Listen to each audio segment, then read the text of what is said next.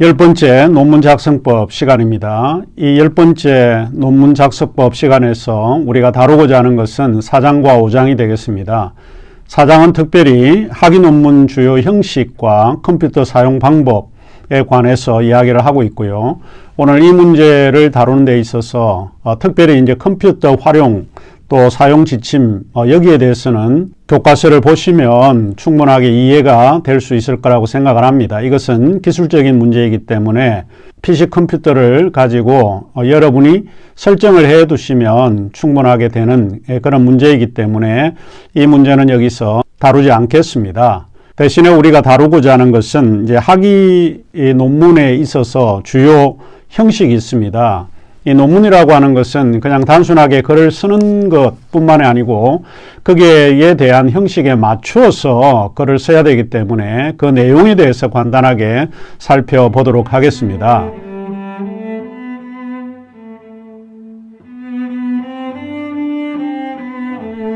자, 우선 우리가 살펴보고자 하는 것은 51쪽이 되겠는데 원고 분량입니다. 우리 교과서를 봐주시기 바랍니다. 이 원고 분량에서 제본된 논문의 분량은 우리 대학에서 요구하는 것이 페이지가 서로 다릅니다. 이제 석사 과정의 경우에는 약 50페이지를 요구를 하고 있고 또 일반 대학원의 THM이라든지 MA 과정에 있는 사람들은 70페이지를 요구를 하고 있습니다. 그리고 PhD 박사 과정에 있는 논문은 약 한 250페이지 이상을 요구하고 있다 하는 이야기입니다. 그래서 원고 분량을 우리가 기억을 해 주시면 되는데 우리 목회연구원은 신학대학원 과정이기 때문에 만일 글을 쓰고자 할 때에 약 50페이지 가량 간략한 소논문 형식을 써야 한다는 것입니다. 그리고 종이 크기라든지 여백은 우리 51쪽, 52쪽을 살펴보시면 충분하게 설정할 수 있도록 되어 있으니까 참조하시면 될 것 같습니다. 자, 여기에서 이제 중요하게 여길 수 있는 것이 우리 53쪽이 되겠습니다.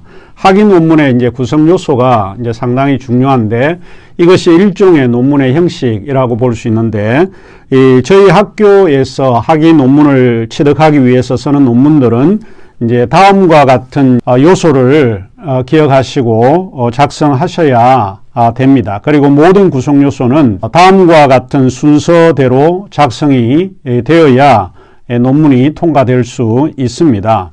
그 내용은 아마 이렇게 되어 있습니다. 앞부분에서는 제일 중요한 게 제목 표지입니다. 제목 표지는 하드커버 제본을 할 때 그 표지에 해당되는 그와 같은 내용인데 본교 소정의 양식과 일치하도록 작성하셔야 합니다. 그래서 항상 논문을 쓰려고 마음을 먹을 때에 지금 현재 우리가 사용하고 있는 이 교재를 책상 옆에 두시고 늘 참조하는 이런 습관을 기르셔야 합니다. 두 번째로 공백 간지를 생각하셔야 되는데 공백 간지면은 제목 표지에 그 뒷면이 비쳐 보이는 것을 이제 방지하기 위해서 붙여야 하는 것입니다. 박사학위 논문의 경우에는 이 면을 저작권 표지면으로 활용하기도 하는데 그 형식은 아래와 같은 그런 내용을 가지고 있습니다. 우리 교재 53쪽 밑에 부분은 카피라이트에서 C로 해서 이제 동그랗게 만드시고 연도에 이제 저작 이런 논문을 쓰신 분들의 이름 가령 정성태 뭐 이렇게 쓰시면 되는 것입니다. 그 다음 세 번째는 속표지인데요. 이 속표지는 제목 표지의 내용에 지도교수명을 추가한 것으로서 이 논문을 하드카버로 제본할 때 안에 들어가는 제목 표지라고 생각하시면 됩니다. 본교 소정의 양식과 일치하도록 이것도 잘 기억하시고 작성하셔야 합니다. 그 다음에 네 번째는 인준서입니다. 인준서는 본교 소정의 양식과 일치해야 하는데 여기에서 인준서는 심사위원 이름란을 공란으로 남겨두지 말고 직접 입력해서 쓰셔야 합니다.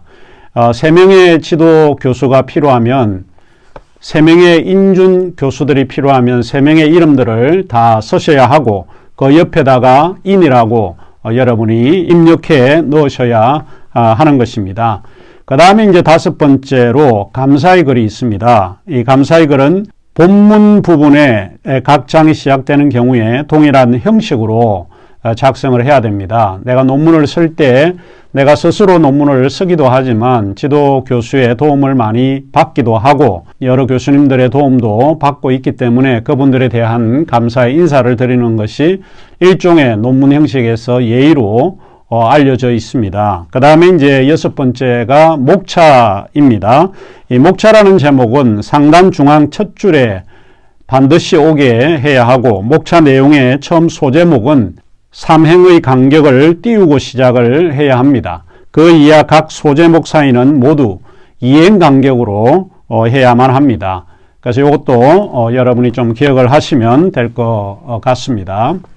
그 다음 일곱 번째로 예시자료 목차가 있습니다. 예시자료 목차에는 논문 전체에 게재된 예시자료들을 일련 번호에 따라 순서대로 열거하는 것을 말합니다. 예시자료 목차라는 제목은 상단 첫 줄 중앙에 선다라고 하는 것을 기억을 하시면 될 것 같습니다. 그리고 그 아래 세 번째 줄로부터 각 예시 자료의 번호와 제목을 쓰고 이어서 한 칸을 띄운 다음에 온점을 치고 오른쪽 끝에 각 예시 자료가 게시된 페이지 숫자를 표시하도록 되어 있습니다. 예시 자료가 긴 경우가 있습니다. 이런 경우에는 일행 간격으로 두 줄 이상으로 나누어 써야 하고 번호를 제외한 그 제목 부분들이 왼쪽에서 수직 정렬이 되도록 해야 합니다. 그리고 나서 각 예시 자료 사이에는 이행의 간격을 둡니다. 자, 이와 같은 모양이 우리 교재 57쪽에 나와 있습니다. 예시 자료 목차가 나와 있으니까 이것은 제가 지금 설명하고 있는 것이 오히려 어려울 수 있는데 이 교재를 보시면 이렇게 쓰는구나 라고 하는 것을 알 수 있습니다.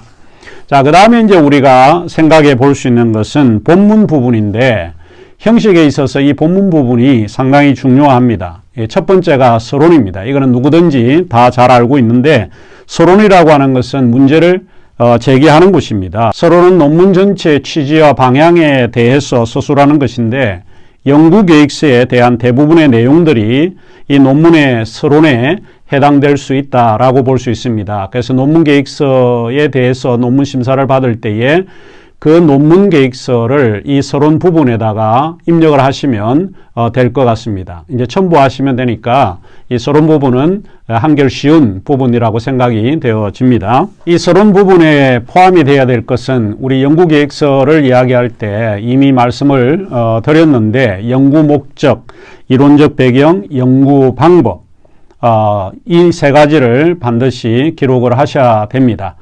그리고 논문을 직접 쓸 때 연구계획서를 제출할 때에 받았던 심사위원들로부터 지적을 받은 내용들을 수정해서 이 부분에 첨부하여 넣으시면 될 것 같습니다. 그 다음에 이제 본문인데요. 이 본문은 장별 구성이라고 볼 수 있는데 이 장별 구성에서는 이제 두 가지입니다. 하나는 이제 사변적인 구성이 있고 또 하나는 실정적 구성이 있습니다. 이것은 59쪽에서 60쪽을 좀 보시면 되고 그 다음에 이제 마지막으로 결론입니다. 결론은 본문에서 이제 언급된 내용을 종합해서 서론 문제 제기에 답을 하는 그런 것입니다. 따라서 결론에서는 새로운 의견이 언급이 되면은 안 됩니다. 새로운 언급이 되면 또 다른 글을 써야 되기 때문에 이것은 피하셔야 합니다. 본문에서 다루지 않은 내용이 결론에 나오게 되면 문제가 될 수가 있습니다. 대신에 우리가 행했던 논문이 앞으로는 어떤 방향으로 가면 좋겠다라고 하는 예시적인 그런 거는 허용이 되지만 새로운 이론을 추가하거나 새로운 주장을 만들게 되면 또 다른 글을 써야 되기 때문에 이 문제들은 좀 피하는 것이 결론 부분에서 피하는 것이 좋습니다. 그리고 논문을 쓸 때의 형식에서 이제 뒷부분인데 뒷부분은 한 세 가지 정도를 생각하시면 됩니다. 첫 번째가 이제 부록이죠. 부록.